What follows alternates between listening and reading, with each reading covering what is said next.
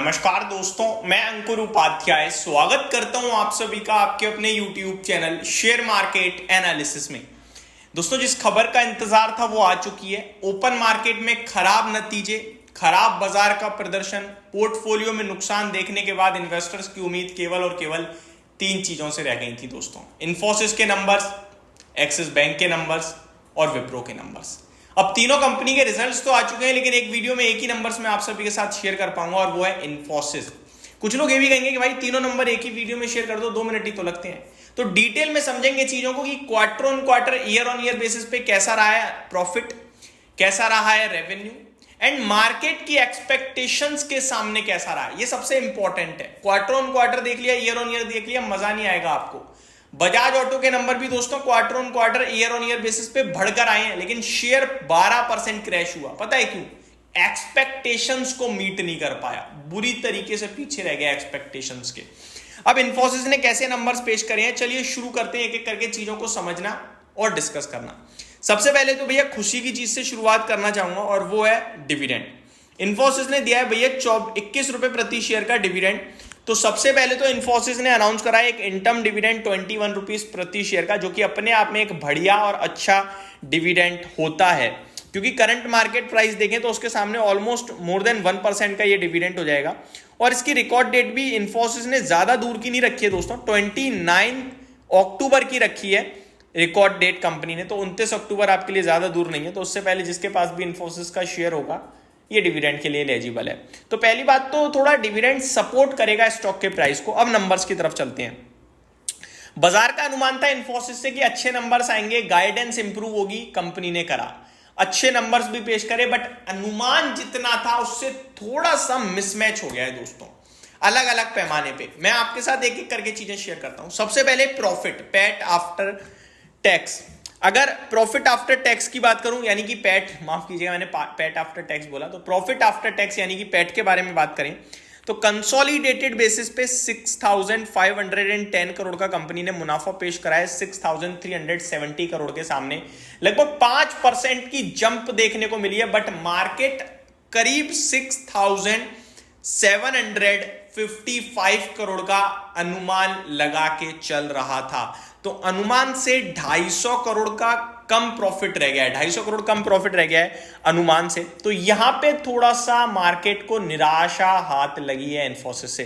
तो प्रॉफिट का आंकड़ा थोड़ा सा निराश कर रहा है, लेकिन रेवेन्यू की बात करूं तो यहां पे एक्सपेक्टेशंस को बीट करा है। इसीलिए मैंने कहा कि मिक्स है, मैंने खराब और अच्छे बोले ही नहीं। अनुमान प्रॉफिट से कम, लेकिन रेवेन्यू पे थम्स अप है। सुनिए कैसे।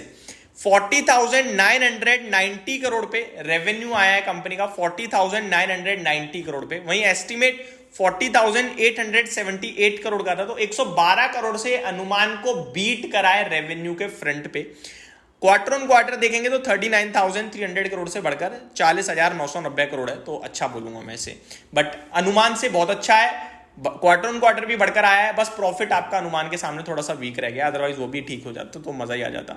एबिट मार्जिन्स की बात करें तो 21.08% से बढ़कर 21.1% पे आए हैं क्वार्टर ऑन क्वार्टर बेसिस पे।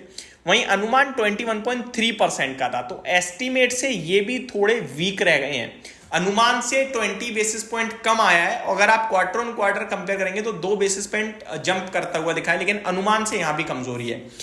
अगर बात करूं कामकाजी मुनाफे की तो 8288 करोड़ के सामने 8650 करोड़ पे कामकाजी मुनाफा कंपनी ने पेश करा है।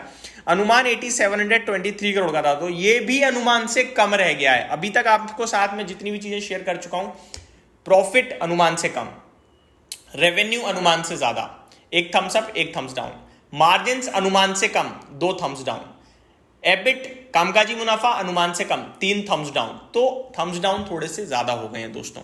अब आ जाते हैं कंपनी की गाइडेंस पे। तो FY25 के लिए रेवेन्यू ग्रोथ गाइडेंस कंपनी ने 3.75% से लेकर 4.5% की जताई है, अपवर्ड रिवाइज किया है। और पहले ये गाइडेंस 3% से 4% थी, अभी 3.75 से 4.5% है, बढ़ाई है, अच्छी बात है।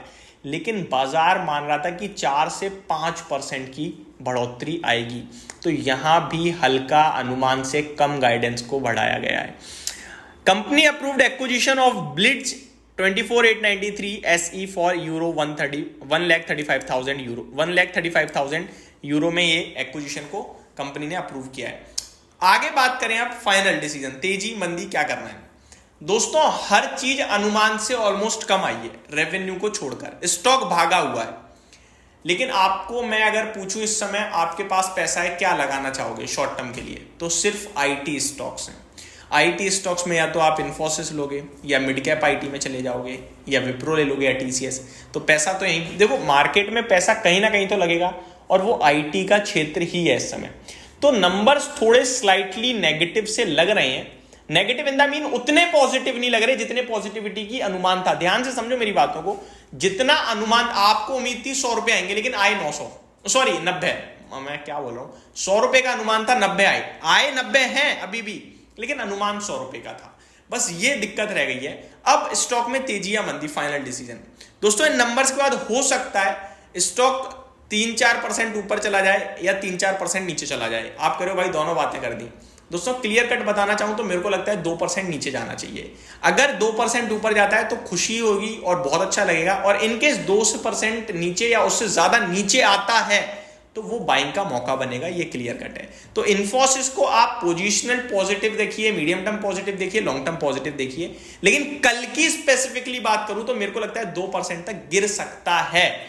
अब विप्रो ने क्या करा है वो देखना भी जरूरी है। अगर विप्रो ने अच्छा करा होगा तो इन्फोसिस नहीं गिरेगा, ऊपर ही चला जाएगा, क्योंकि ओवरऑल तो नंबर अच्छे ही हैं। अगर आप क्वार्टर ऑन क्वार्टर या ईयर ऑन ईयर बेसिस पे देखेंगे, अनुमान से हल्के वीक रह गए, लेकिन आईटी फ्लेवर में है तो चीजें ज्यादातर पॉजिटिव साइड पे दिख रही हैं, सेंटीमेंट्स वगैरह को मिला के। तो मेरे को लगता है आपको कंफ्यूज साउंड कर रहा हूं मैं, इसलिए कर रहा हूं क्योंकि चीजें पॉजिटिव है, लेकिन नंबर में मजा नहीं आया है उतना अनुमान के सामने, बाकी सब पॉजिटिव है, इसलिए मैं अपनी कन्वर्सेशन को मिक्स कर रहा हूं। बट मैं फिर भी कहूंगा कल के लिए 2% गिरना चाहिए, और नहीं गिरता तो एंजॉय कीजिएगा। ओवरऑल पॉजिटिव बैठना है इन्फोसिस पे, अगर गिरता है तो खरीदने के बारे में सोचना है। इस लाइन के साथ मैं इस वीडियो को समाप्त करता हूं। Thank you so much for watching this video, have a great day guys.